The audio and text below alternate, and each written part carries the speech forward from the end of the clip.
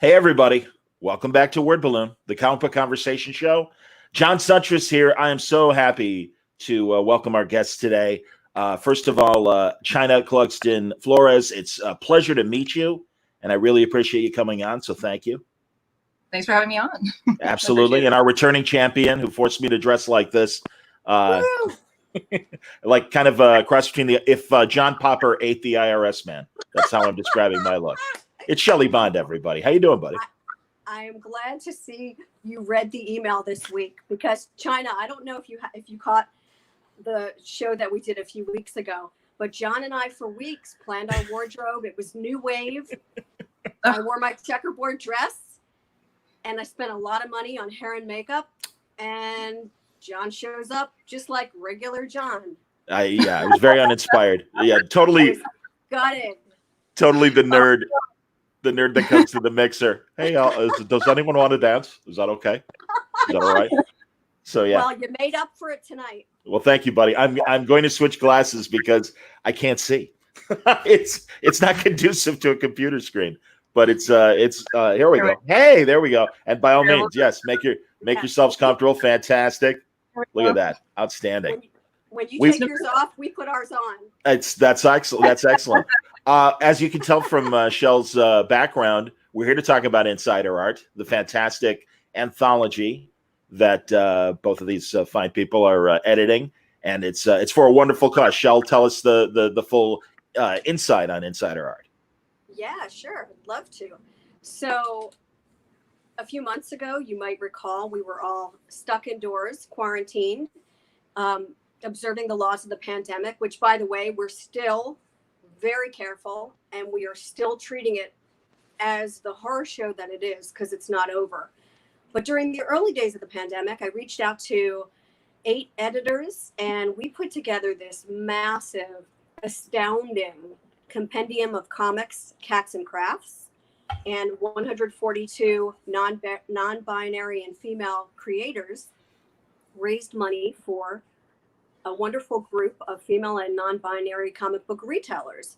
And these people were hit hard by the COVID-19 pandemic, and we were delighted to put our heads together, put our hands together, and just come up with this amazing anthology that is available now on Gumroad. Nice. For a suggested donation of $10, or you can pay what you'd like. Just go to gumroad.com/insiderart, and you can be treated to a whole summer's worth of fun games and comics and stories, and a lot of cats.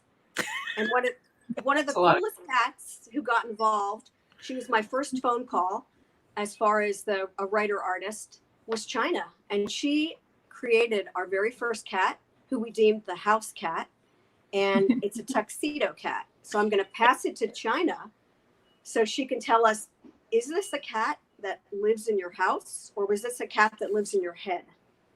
Definitely a cat that lives in my head, although I have had tuxedo kitties before, and they're awesome. I usually have some variety of black cat, so but the tuxedos I found them to be especially mischievous, so I thought that would be, appropriate. Somebody who's a little sassy as far as cats go. Well, they're all sassy, but you know what I mean.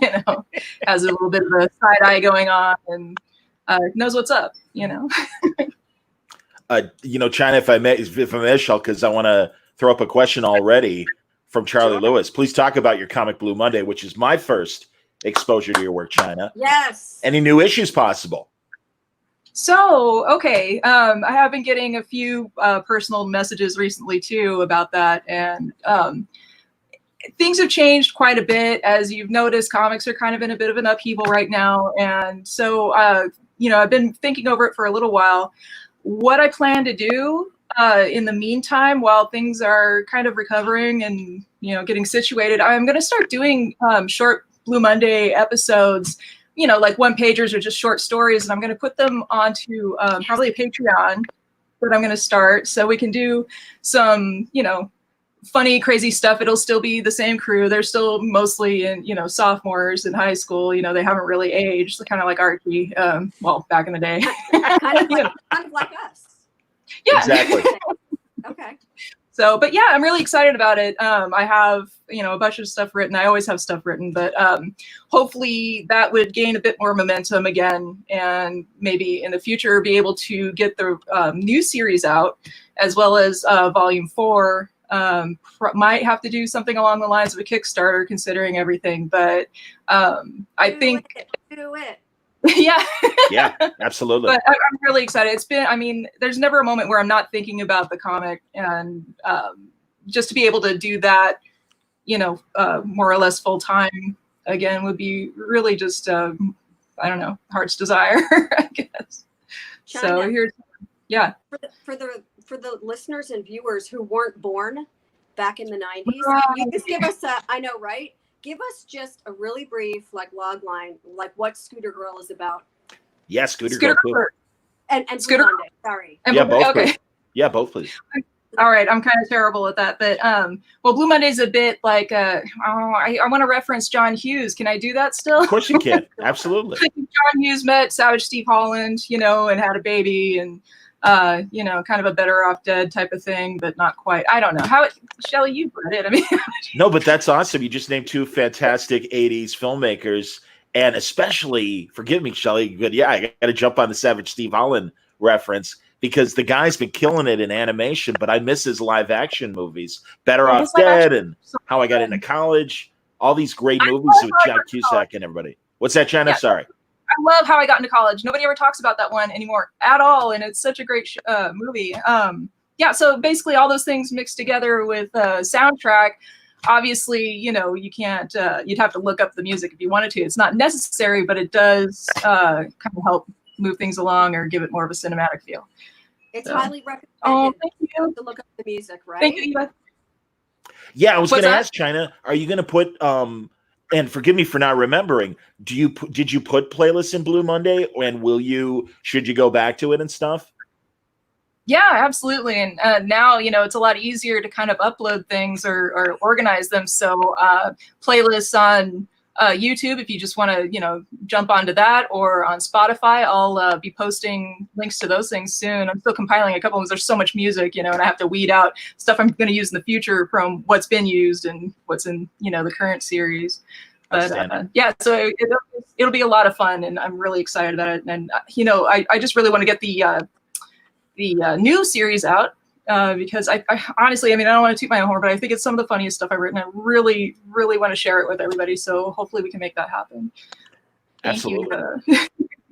Yeah, no, honestly, and I'm not surprised, because really, when Shell suggested we have you on and we talk about 80s music, I'm like, yeah, absolutely. All right, now I want to say, when did we all get MTV? I got it in '82.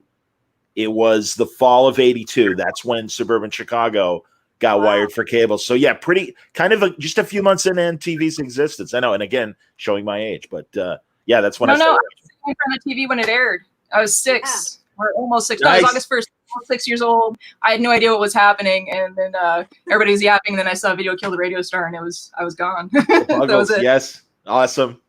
Yep, the day it aired. Really nice. August 1st. Oh, I couldn't wait. I'm not sure even how I knew about it, but I was there. I was not 6. I was a little bit older than 6. I was a teenager. Yeah, I was a teenager as well. Just a little bit older than 6. Yeah. No, it was a great time. I think everything changed when that happened. And it's it's something that I love that's in Chynna's work too. I've rarely met people who actually seem like they've either stolen my record collection or they share my record collection. And Chynna is one of the few and the proud who I can say is like my sister of amazing music. And the thing that I love most about what you do, and I'm taking us back to Chynna and Blue Monday for a second, because Chynna, you are like one of the funniest writers I know. And as a cartoonist, you have such an expressive, emotive voice. And I know there are more people than just me who are legit cheering here, saying, please bring back the old, but bring on the new. Yeah. I cannot wait for the new series. No, I'm super excited about it. Yeah, definitely. Thank you so much. Yeah, I'm also, actually working on another project too with Shannon Eric Denton. I imagine you know him, but we're shopping something around that's also musically inclined. It's got a bit of rockabilly, psychobilly, horror theme to it, overall. So having a lot of fun with that too. So I've got stuff on the horizon that I think people are going to really enjoy, so long as we can find a cool home for it. Very cool. So, Speaking of cool homes, I'm going to segue back to Insider Art because the brief conceit is it's a house. There are 8 rooms. It was originally pitched as outsider art when you're stuck indoors. And by being stuck indoors, yes, I mean pandemic, but I also mean when you're homesick from school or if you're home for the summer and it's raining. Here you have 8 rooms, as in 8 chapters, and they're all edited by different women who have different taste. And I basically said, you get a room, you get 25 to 30 pages and have at it. Fill it with comics and games and crafts. And wow, it came together in 3 months. We worked with all different amazing artists and writers and colorists and letterers from across the globe. So we've got people from Greece and India and the UK and just you name it, they represent. We have some wonderful South African artists. And I wanted to just take it back to Chynna because she was my first phone call when it came to just hitting up my friends. And I knew I wanted her to be a part in the garage because we do share not only a record collection, but we also have a real affinity for certain musical icons. And I wanted her to pretty much contribute whatever she thought would be a cool thing to do. Chynna, tell everybody what you actually spent. I'd say 9 weeks every day, 12 hours a day, assembling, researching, writing, drawing, just for the readers of Insider Art. Yeah. And this is all absolutely true. But I did a brief history of garage rock, which as soon as Shelly mentioned that we were, going to be in the garage, that's the first thing obviously that would come to my mind, So it's like, of course, any chance to be able to, expand on people's knowledge about, where garage rock comes from, how it happens in every decade, since it really exploded in the 60s. But also, basically its origins too. Of course, it goes back way further. And the very difficult part was trying to whittle it all down. And you see how packed that page is. So that's me whittling it down. It was quite a feat to put it together, but it was also massively fun to do the research. I also was able to get fact checking from San Diego's infamous local DJ, Tony the Tiger, who is a garage guru, and he's put together so many compilations. He's awesome. So if I felt like I was a little iffy on something, I would definitely check it out. So I think it's pretty accurate. Of course, I wanted to expand on it and go past 2000, but I really couldn't fit in that much. So we cut it off at 2000, but of course the last 20 years has been huge in garage, and I would, love to expand on that too, and what's great about it is that it's not so white bread anymore. That being said, when it exploded in America, it was also happening in other parts of the world. And, but of course, America was the hub. So it was really important to focus on that here, as well as the influences directly from the British invasion and, rockabilly, R&B. Yeah. Mod. Of course. Soul. Northern Soul. Yes, exactly. And actually, I don't even think I was able to get Northern Soul fit in there. So obviously there's a few components missing, but I had so much fun with it. I was so ecstatic to hear that she was doing the garage, and that I passed her. I'm like, please, and she was down. Shelly was totally cool about it. So it was just fun. It was the best idea I heard that day, and I said, just go with it. And listen, it's digital right now. Maybe at some point we'll get a publishing partner. But Chynna, if it's okay, I'm just going to tell people that all the information is there, and their screen just isn't big enough to see it. Yeah. So anything that we missed, we're just going to say, remember back in the day when we would print and some information would fall into the spine or the creep so that you couldn't read it. We'll come up with something where we say, oh no, the information's all there. Oh, that's a great idea. See it. Yeah, do an insert. That'd be terrific. Right? We can do an Absolutely. In the center. So here's a question for you, Chynna. What was the most interesting fact or factoid that you discovered in your research of garage rock? Something you never knew that you went, aha, how profound. That would have to be, I would say, the Grady Martin in 1961 when he discovered the fuzz effect. He had a faulty, I guess it was a preamplifier.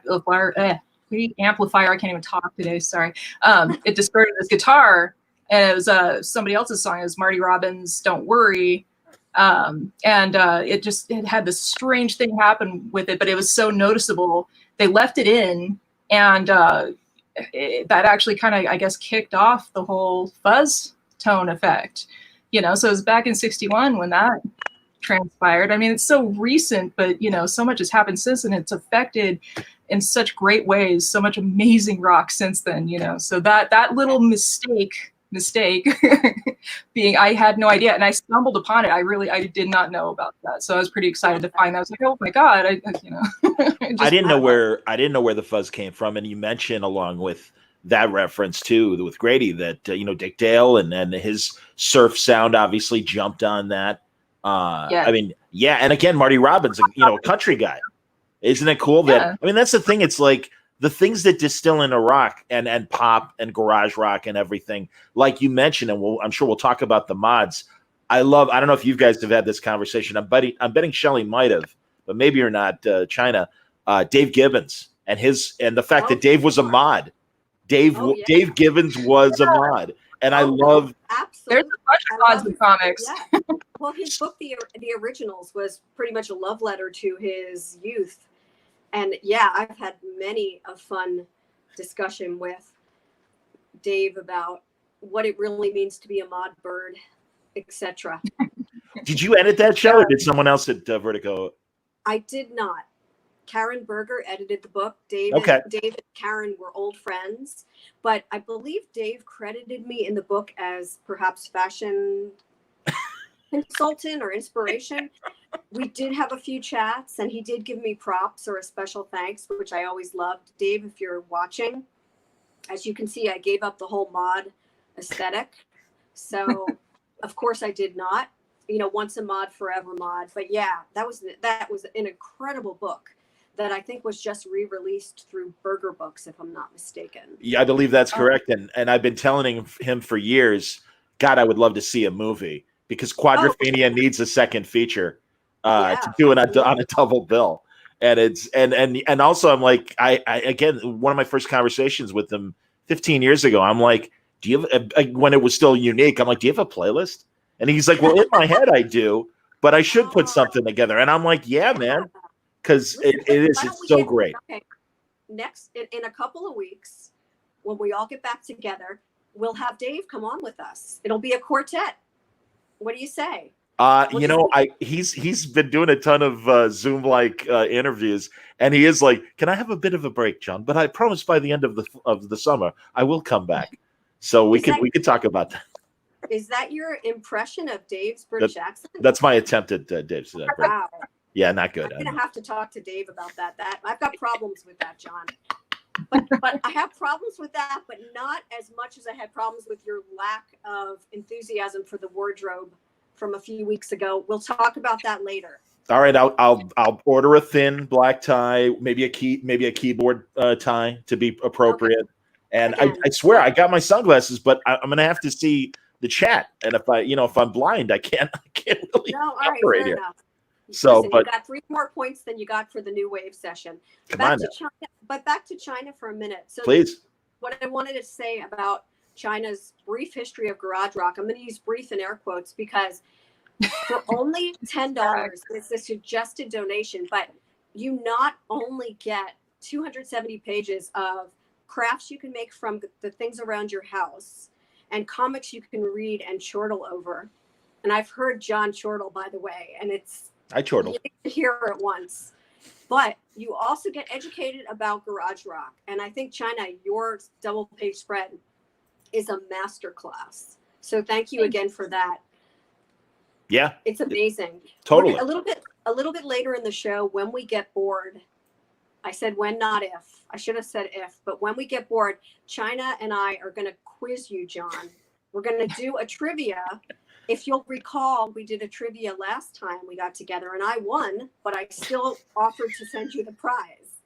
You did. So you're going to get to actually show your stuff, and you've had Chynna's art for at least the past 4 hours. So that's fair. I'm not certain you haven't memorized it, but I'm going to take a chance anyway.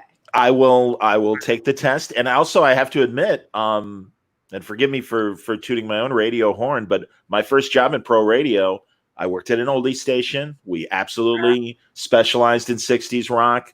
We played Dick Clark's syndicated show called Rock, Roll, and Remember, and we broadcast live a great Chicago oldie show called Solid Gold Saturday Night, which was it was a ton of fun.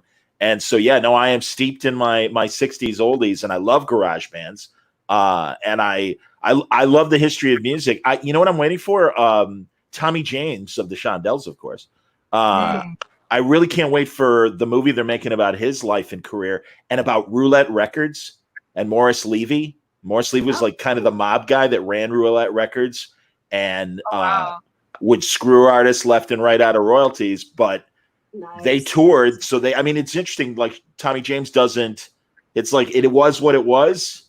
Probably a bad decision, but that said, I toured the world. I made a ton of money on my live performances and still do.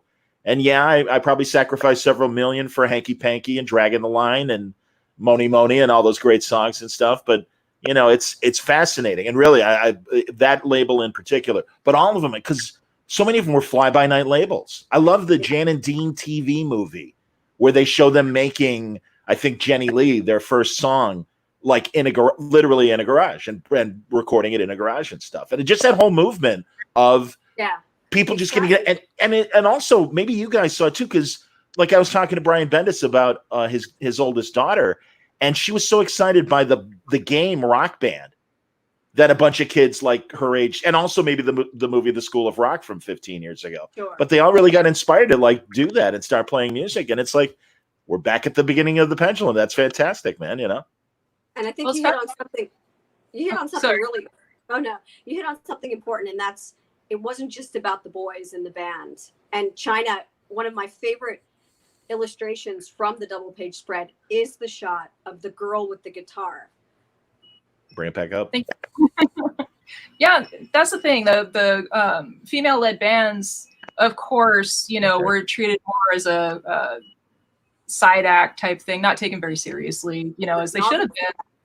Yeah. But they were there. Obviously there wasn't. Again, it was super white bread, so there wasn't any intersectionality at that time. But it progressed, and that's what's cool is that you get to finally punk rock in the 70s, of course, and that's when it's harkening back to the rougher sounding garage rock from the previous decade, and it becomes more diversified and just exciting, because there's so much to pull from. And it was such a small period of time too. I don't know if people really let that sink in, but the garage explosion in the mid 60s, specifically, it was a really short period.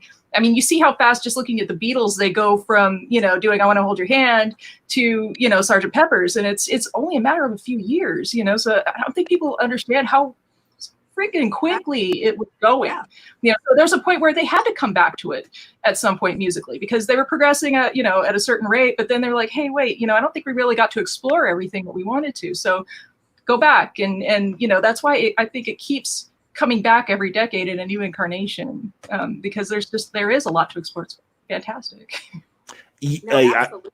I think of bands like now, and again, because you're right, it was predominantly white, it was predominantly male, but you did have like the girl groups like the Ronettes and the Shangri-Las and bands like that were in that period. And, in the case of a lot of Phil Spector's Wall of Sound girl groups and stuff, they had more of an R&B sound. But that was the great thing about Top 40 back then. Everything hit the Top 40. Dean Martin's Everybody Loves Somebody was right underneath the Beatles and Peter, Paul, and Mary. And the Question Mark and the Mysterians doing 96 Tears. So that's what was great about all that stuff. Yeah, exactly. There's so much to do. God, I had another thought I wanted to. Well, oh well, I'll get back to it. No problem. I seriously, it's my favorite. It's one of my favorite periods of oldies. I'm sorry, Chynna, please. No. I actually lost my train of thought. It's cool. Oh, okay. Sorry. I was supposed to catch it, and I didn't catch it. There was some can kicking in my house, and I was sort of like, I was distracted by somebody kicking a few cans in the garage, so I apologize. No, again, it's that, and also at the same time in different parts of the country, we were getting cool sounds, and again, not just in not just in pop music, rock music, but also like I love Buck Owens and the Bakersfield sound happening in California, and how it crossed over, and the Beatles, covering Act Naturally and stuff like that. And it's just, again, it was really this cool period where everything was on the table as far as influences. Yeah, absolutely. Yeah. There's so much stuff I don't even know where to begin. Well, I mean, go ahead, Shell. John, continue. No, you go ahead, Shell. I've talked enough. Seriously. No. I like you driving. I like you driving this episode. This is good. It's your show, John. I would not want to step on your toes or your hat at this point. No, I just rewatched The Wrecking Crew the other day, the great documentary about all the session musicians. And you think about it, and they played for the Byrds on Mr. Tambourine Man and Don't Worry Baby for the Beach Boys, but then they also did, the James Bond theme for Goldfinger, or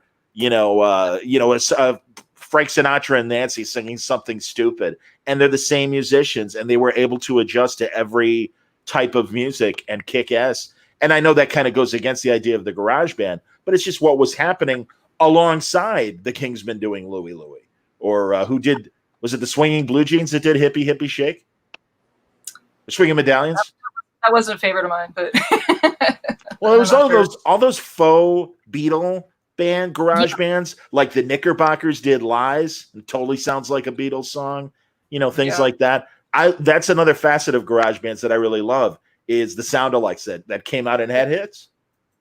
Yeah, and it seemed like the East Coast, I guess, had more Beatles-esque or Mersey beat sound coming in as opposed to the West Coast, so there's these different hubs of the U.S. too that just had so much going on, like what is it, Tacoma? Who came out of Tacoma? The Dallas-Fort Worth area was really big. I got just spacing on who came. What isn't it? The Seeds? Am I right? The Seeds. Oh, I thought the Seeds were pushing too hard. I thought they were Boston, but I'm not sure. I could be wrong. I don't think so. I think they're West Coast. I'll trust you on that, Chynna. It's cool. I'm having a brain fart, so I apologize. But while you guys do that, I was going to cut my bangs. I couldn't show up today without a fringe, because it must be said that Chynna has the most amazing fringe in comics and the world. And I really miss my dark hair and my dark fringe. So I decided today I was going to actually follow one of the stories in Insider Art. So I mentioned there were different rooms, and I have the garage. There's a living room, there's an attic, and there's a bedroom. This is an all ages book, but there's also a bathroom, which I know sounds kind of weird, but our editor, Nicole Boos, actually took it over and made it not a place to do your business, but rather a place when you go in stressed, you come out refreshed. And I'm going to give her air quotes because that was her quote. That's good.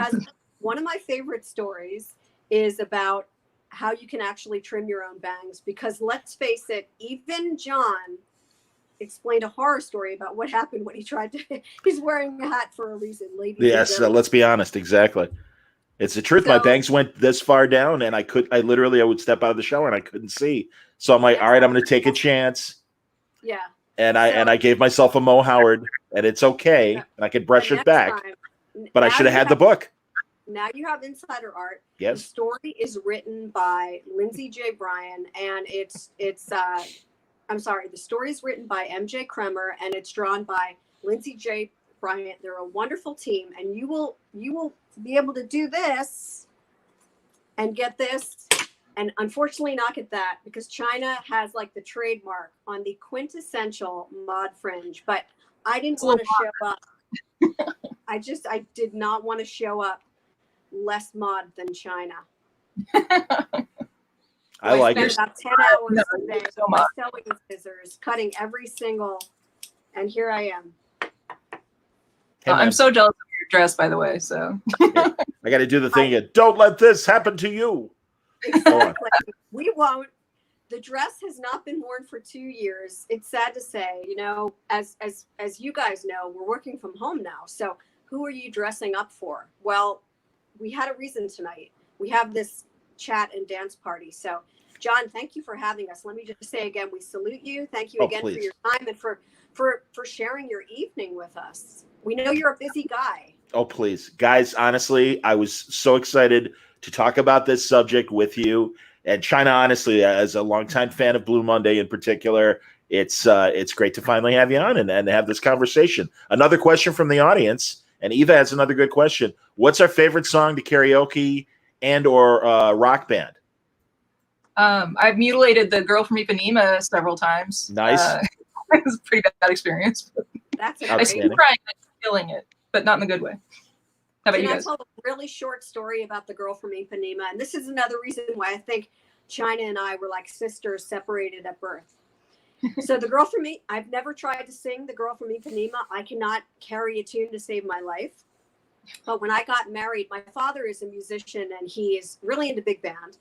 And we're always playing tricks on each other and jokes on each other. So I got Philip and I got married in Philadelphia, and there was a long staircase. And I told the 3-piece band that I wanted them to play a very traditional wedding march. And when I got to the bottom of the staircase, I wanted there to be a pause. I wanted everyone to think for just a moment. I decided to call off the wedding. And when I got to that pause, the band actually broke into The Girl from Ipanema, which is one of my dad's favorite songs. So it was just a classic moment in Bond history. And now I'm glad we have another connection, Chynna, because you can sing it and I can walk down the aisle to it. So I can't sing it. I think I can sing it. I can bellow Our Lips Are Sealed, but I can't sing The Girl from Ipanema. Oh, there you go. Nice. I saw the Go-Go's open for the Police on the Ghost in the Machine tour. Lucky. And that's the one time I got to see the Go-Go's. You are older than 6. I am older. Well said. You're absolutely right. Was almost Rick Springfield, if that says anything. So I love Rick Springfield. I'll tell you, honestly, I've done everything for you, and it's so funny hearing Sammy Hagar actually, because he wrote it. But I love Rick Springfield, and truly, that's one of my favorite karaoke songs to do for rock. But I much like Shelly mentions, and also Chynna, I'm a big fan of the Great American Songbook, and I love doing the B list of Sinatra songs, and the one that I do, and it's also a great Judy Garland song, "Zing Went the Strings of My Heart." So that's wow. Can you do us the honor of proving it right now? Oh, dear, when you smile at me, I hear a melody. It haunted me from the start. There we go. And I thank you, Shelly, for turning it into an acid dream. I like that. That was lovely. But yeah, there's a little bit without any I'm singing it a cappella with my hat on. Thank you. I love it. Thank you. That's talent, ladies and gentlemen. That is talent. But that's what I love about like Sinatra. You can kind of talk those songs. Oh, and Dream Lover, Bobby Darin is very easy to get through because it's one easy kind of key.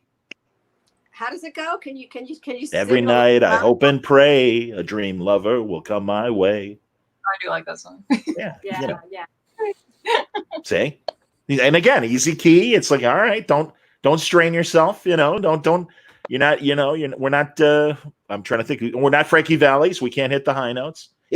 By the way, and I don't know how you guys feel about this, but I'm fascinated by the Four Seasons because they were so traditional and they were competing hard with the Beatles and the British invasion of the moment. And they were, at least from a domestic standpoint, they were really popular here. I mean, and they did just fine. And I don't know if that was the mob backing or what, but because also that's another interesting story. Keep going back to the mob. Maybe it's the fedora. I'm not sure. But but the fact that the mob, they ran the jukeboxes. Sure. And they would have acts that they backed, and they would stack the jukeboxes with those acts. And the woman, Carol Lawrence, from the 60s who was kind of a classic balladeer, female balladeer of the 60s and stuff. She had mob connections, and they would load jukeboxes with her music. And she was talented. It's not like she sucked, but that like really did help her career. And it kind of kept her on the variety shows and everything. So it is, again, Morris Levy and Roulette and the guys, I forget where the Four Seasons, what label they were on, but I find that fascinating. You must have seen the Broadway show. Oh, Jersey Boys, absolutely. Jersey Boys. Actually, did you just say you actually were on the tour? No, yes, exactly. Yes, I did play Frankie Valli. That's right. Yeah, sure I was. Sure I was. I thought I heard you say that. Or were you auditioning now for that? No.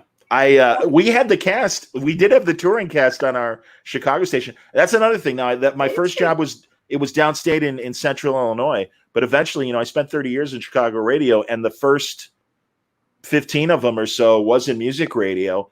And yeah, we had the Jersey Boy traveling tour come through, and they were really interesting and great people. And Frankie Valli, I had met him. I met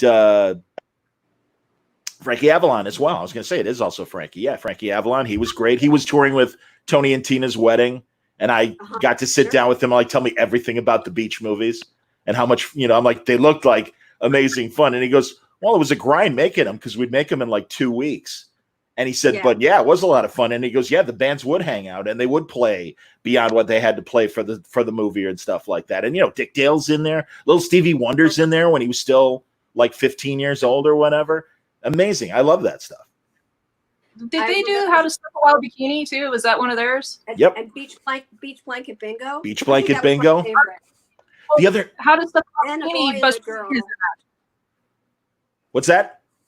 Buster Keaton shows up in How to Stuff a Wild Bikini. Who does? Buster Keaton. Oh yes, absolutely. Yeah, I think in a couple because I think he's in Beach Blanket Bingo as well.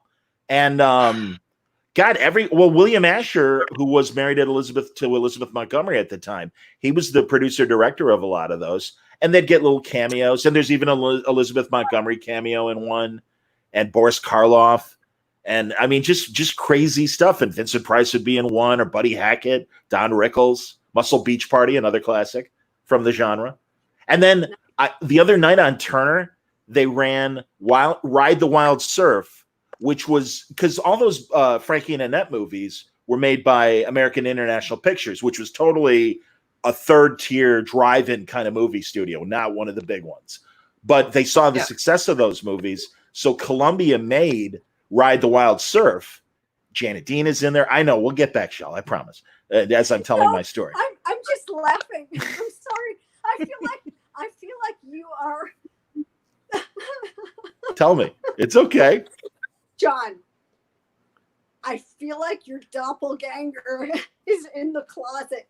I feel like the real John is in the closet and he's been tied up. No. And he's not with us tonight. You are his doppelganger. That's right. I'm Lex. And you actually have been, it's the hat, but you actually have appeared in these movies and you're trying to bring back Beach Blanket Bingo. Yes. I am Lex Suntress, his evil twin. It's true.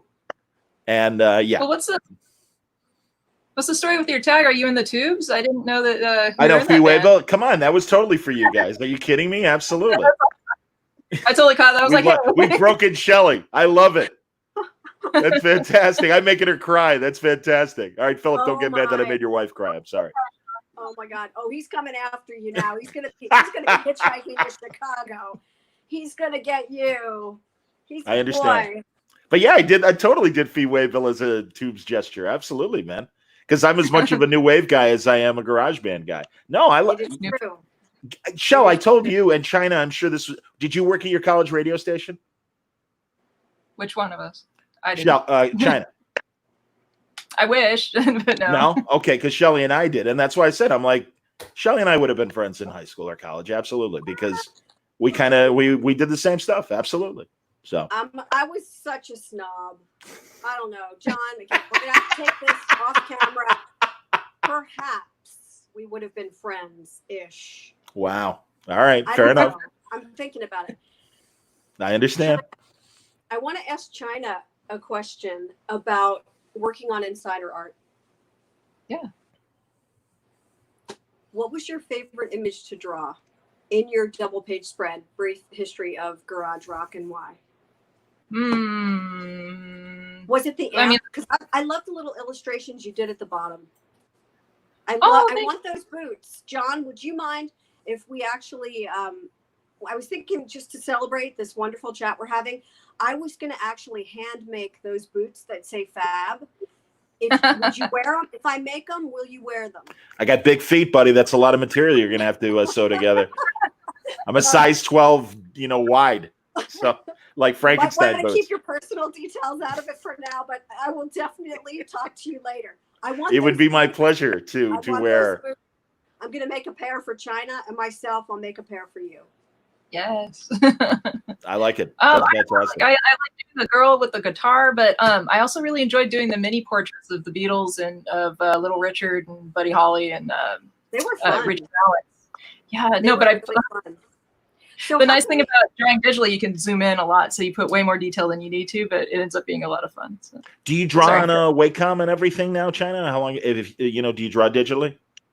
I do both. I'll draw on my board, and then I'll scan, and then I might do inks over that, or I might just go ahead and fully ink on my board and then scan that and then clean it up.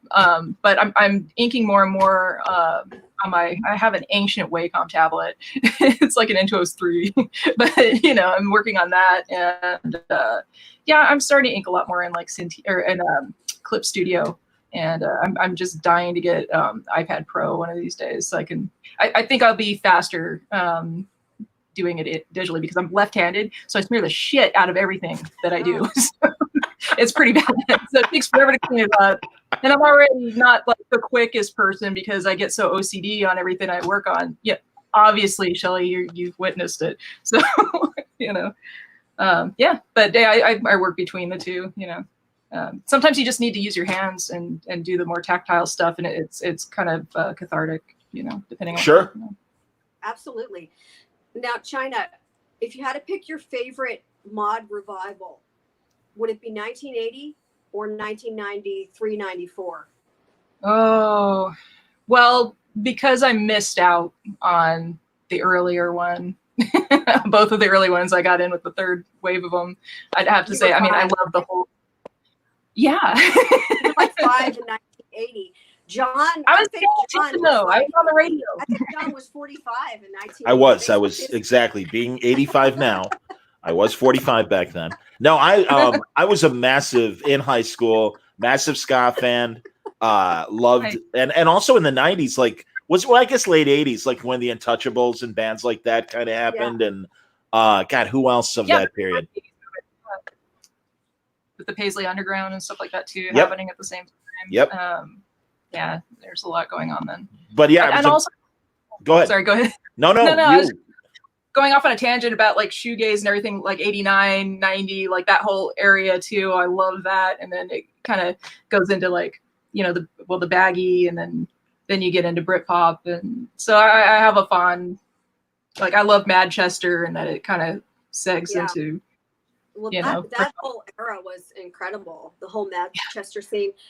Are you guys even aware of a very and again, here come the air quotes, but a wave of music called Lion Pop?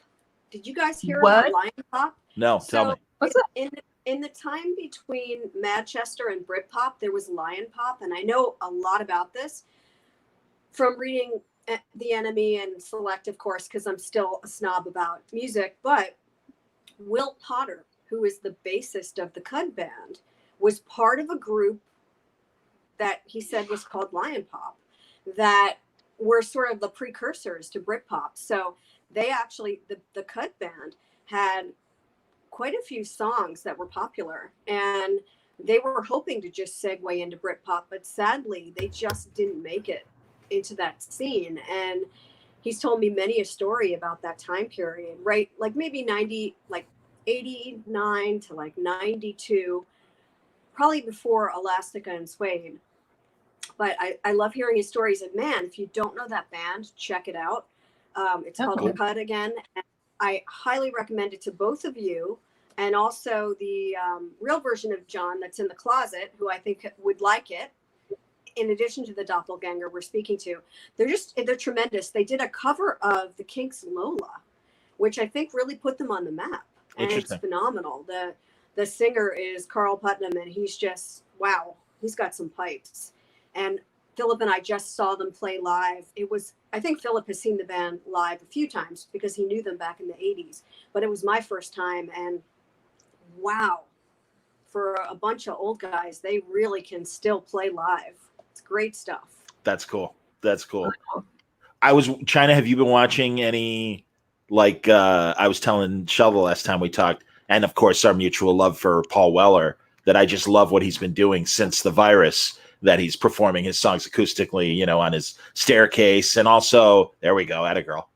And the great Neil Finn doing his stuff with his son and like a bunch of kids, and they're doing both Split Ends and Crowded House songs and stuff, and Neil Finn solo songs. Split Ends so much. Oh my God. I love Me them. too. Me too. So, Neil Finn came to Chicago at our great stage that right now is not under new management yet. So they were shut down even before the virus, the Double Door, which is a great small live venue.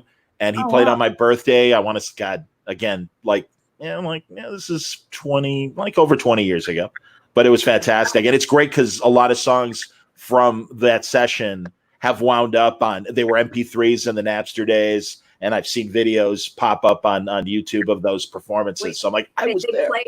They played just for your 50th birthday? Is that what I heard? My 76th birthday was fantastic. Yeah.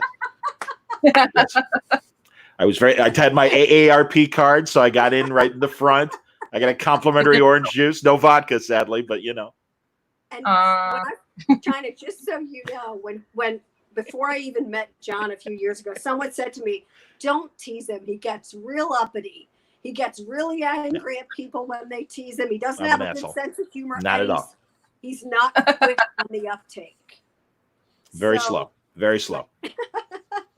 Right. I need flashcards most of the time. So yeah. So do you want to ask me?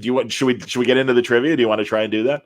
How about if we do the Mod Libs first? Because I think it would be my pleasure. I would love to do, and I'm going to show the page. It's a great idea. And again, forgive me, kids. I know that's probably too small for us to follow even on a big screen, but I did want to show another great page from Insider Art that was under Chynna's purview, and that's fantastic. So yes, so we've got Mod Libs.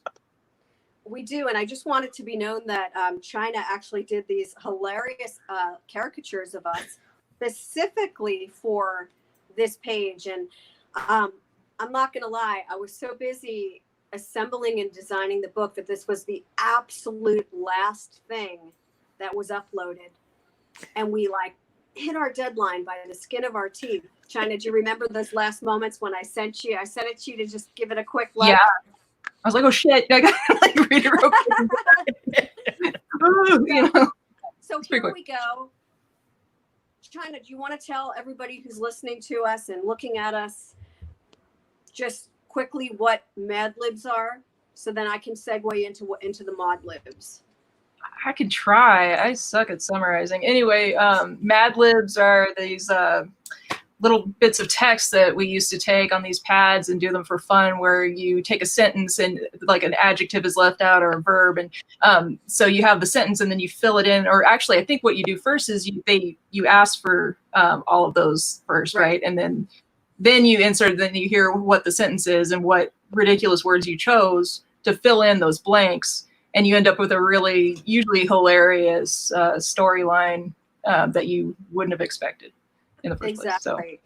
And so what we'll do is we'll ask John to give us, let's start us off with a noun, John. A noun. Jukebox. Okay. Adjective.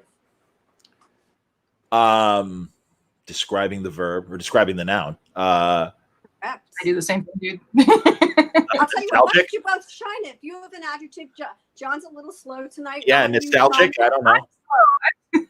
I have to look that shit up all the time. Exactly, man. I was told there'd be no math today. I'm sorry. I wasn't prepared for a test.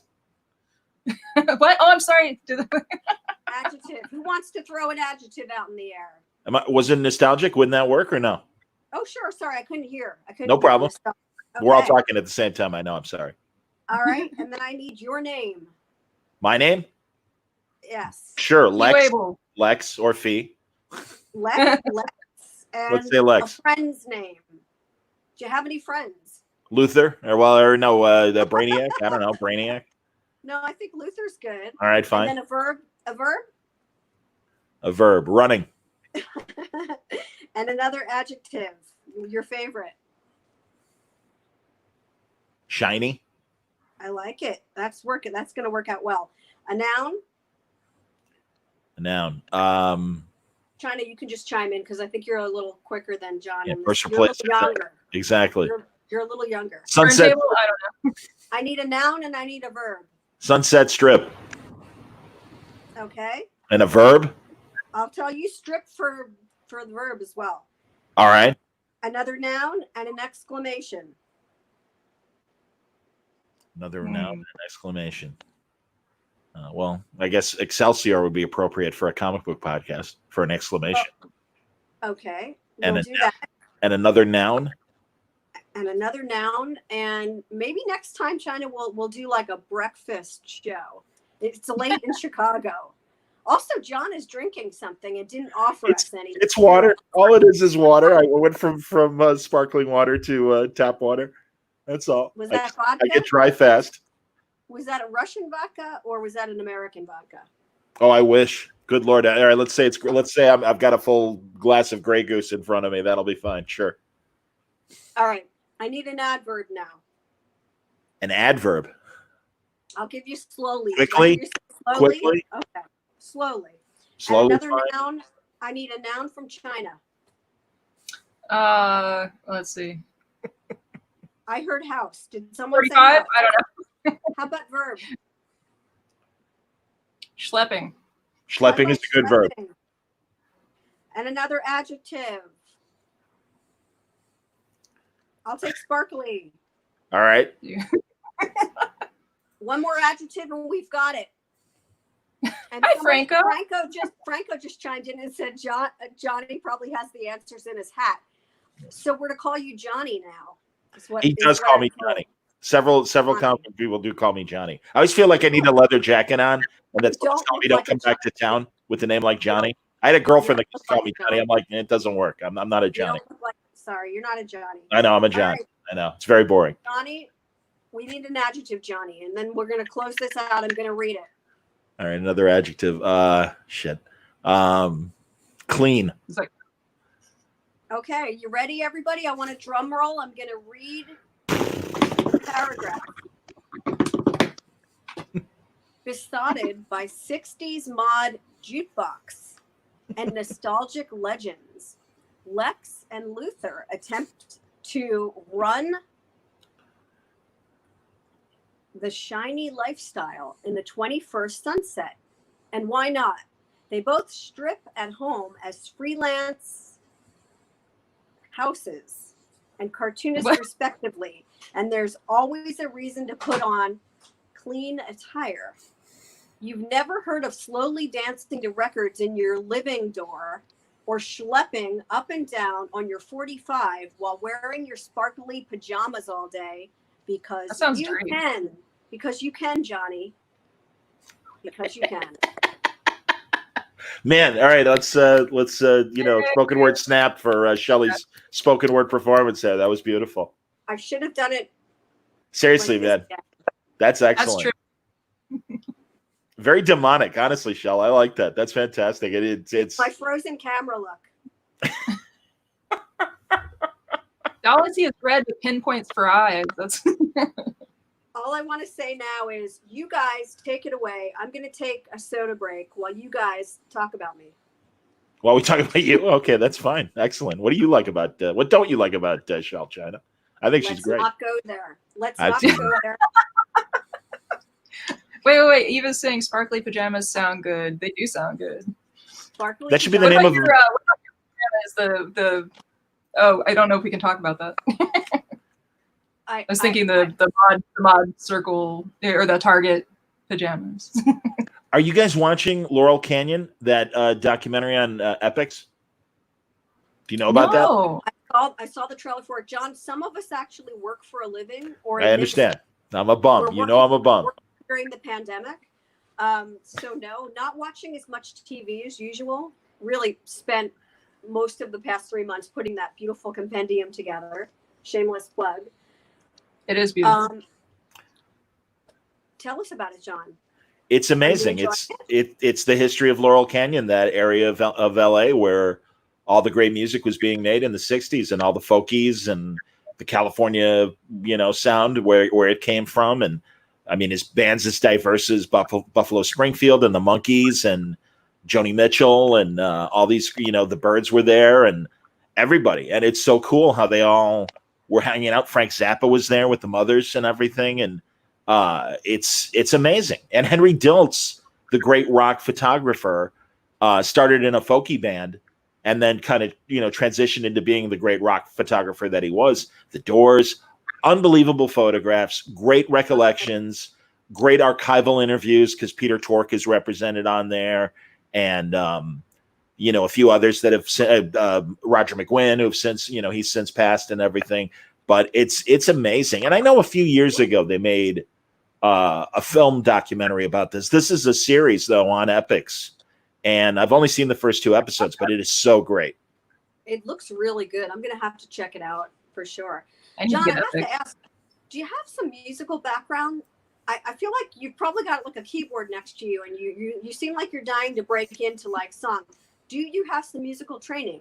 I did take drums, and I was the worst drummer in the world, so I bailed by 8th grade, and instead I became a DJ. I mean, that's honestly, I love music, and I really thought, and we've talked about this, Shell, I really thought that my career was going to be in rock music, either in music videos or I worked for the great rock station in Chicago for progressive rock, and what became alternative and everything was WXRT. And I worked there for 9 years. And before that, grew up on their music in high school, their station in high school, and even college, we were able to hear the station. So it was a real thrill about 3 or 4 years after getting out of school that I started working there. And I worked there for 9 years. And it was like living in a Monkees episode, because bands would just show up. Yeah. And and the jocks were all really respected by the artists. And like Lyle Lovett was a good friend of several of our DJs, and Elvis Costello would come in and sing songs in the studio 4 feet away from me. Or I told you I answered the door one night, Chynna, and it's Brian Ferry at the back door, because he was coming in to do an interview.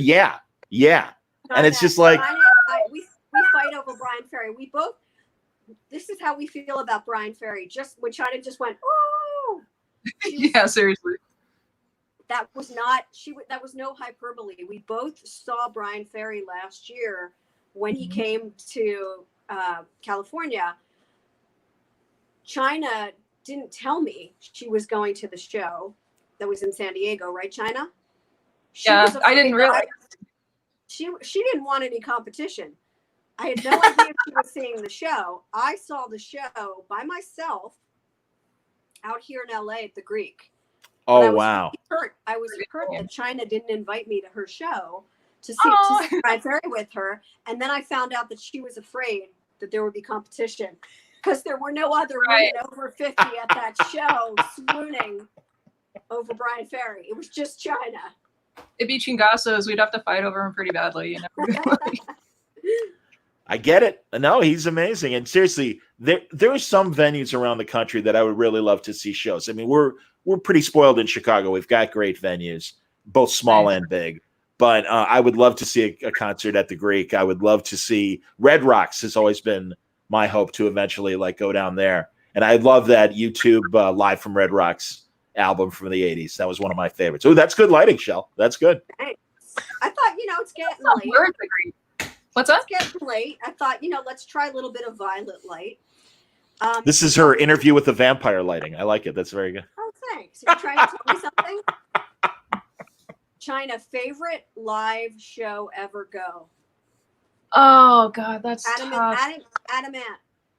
Yeah, I mean, good. He puts on a great show. He puts on a really good show. Oh, my God. There's so many that I've seen that were really, really good. The Cramps. I'm sorry. I love Adam, but every time I saw the Cramps, it's like electricity going through my body, and it was so good. And I love Lux, and it's just that's the one. Well, besides Bowie, he's the only other rock star I've cried over when he passed, and that was.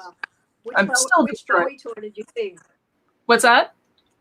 Which Bowie tour did you see? Oh, I didn't get to see any. Oh, I thought you I've were only- saying that you saw Bowie live. No, I was just I said That's what I besides Bowie, Lux Interior is the only one that I really ever seriously ugly cried over losing. So, but yeah, Tramps by far, they're just so good. Actually, I've seen some crazy ones though. But anyway, what about you guys? I'm going to let John talk because I actually got a low battery signal and I'm going to actually have to go find a charger. So talk about me all you want, John. Excellent. Favorite concert, and make sure you don't talk about me. I'll be right Absolutely. Well, I was really spoiled for the 9 years I worked at XRT because I got to see so many great shows. When Elvis Costello was touring and he had that wheel that he brought on stage, and every now and then he would spin the wheel and it would like land on like one of his old songs or a cover. It was like Wheel of Fortune. And it was That's the right. funniest. It was funny as hell watching it. And then he would just play these. Obviously, they had like songs ready, but it was so great, and it just seemed so spontaneous the way it worked. And here's an attraction song. Here's an imposter song. Here's it was a lot of fun. That was cool. And then also, I know it's a franchise around the country, City Winery. They have several stages all over like different cities and stuff. And I was doing their commercials, their music commercials. So they were incredibly kind to me because they had a standing deal for one radio station that I worked for. And I would always get whatever show I wanted, I'd get to go. And I saw Sam Moore of Sam and Dave fame. Now he was solo, but that was amazing. And Mike Nesmith was amazing live. And I'm a massive Monkey fan, but it was mostly his solo stuff, which I love. Yeah. It's really great. He was I remember Elephant Parts. That was the one that I remember most. And I laughed my ass off it. Like he had some funny stuff in there. Because he did like a video show, right? Like a movie type thing for Elephant Parts, I think. Yep. Yeah, I watched the hell out of that. God, that was the precursor to do you want me to put that back up? Because Eva's got a bunch of bands that she was talking about. But yeah, Elephant Parts, that was the precursor to MTV. That whole project and everything. And also, have you guys read that oral history? That was like one of the early ones that was on MTV, I think. Sunset Sam. And I remember the video. Sunset Sam, absolutely. And Hulk Hogan has Sunset Sam in that. That's right. Oh my God. Oh yeah. What a time. About Mike Nesmith, Shelly. Oh, yeah. Okay. I love him. Yeah, he's amazing. Oh, here's another neat thing. Literally just happened today. Good friend of mine, a former radio guy, Jeff Marcus is his name. He used to write for Goldmine magazine, one of the great music magazines, and they're still online. But he did this series of interviews with all the Monkees while they were still alive, a lot of the Wrecking Crew session musicians, Bobby Hart from Boyce and Hart, Herb Alpert, Fabian, Neil Sedaka, and I'm like, did you just write notes? He said, oh, no, I taped the phone conversations. I'm like, do you have the tapes? And he's like, yeah, I do. I'm like, that's a podcast series.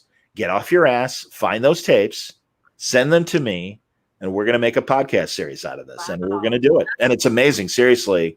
It was so great because he's like, I don't know if this stuff, I don't know if anyone's going to care. And I happen to buy the most recent Neil Sedaka biography because I heard him on a podcast and it was like, hey, we got to buy your autobiography. He's like, no. This guy wrote a great biography, much better version of my story. Read that. So I did. In the first chapter, they quote my friend Jeff's article from Goldmine magazine. Oh, so wow.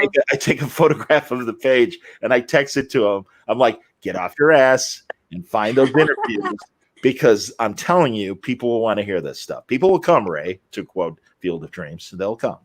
So absolutely. Mike, I hope Mike Allred is listening right now. He's a huge Monkees fan, just to kind of backtrack a minute. Sure. Wow. Have you ever had Mike on your show? No, I keep meaning to, honestly. And I told you last time, Shell, I really appreciate you putting me in touch with Han, his son, making that great Allred documentary. I would love to have Mike on. I'm, again, a longtime fan. I know he, loves the same stuff we do, and it would be great to talk to Mike. Well, listen, if Dave Gibbons is not interested in coming back to the show and joining us on a mod chat, let's bring Mike Allred on and have another quartet. And I think that'd be great. A Monkees and Bowie bash. Hey, we could play, and we can really play like old, one hit wonder trivia and stuff, and really go deep. That'd be really fun.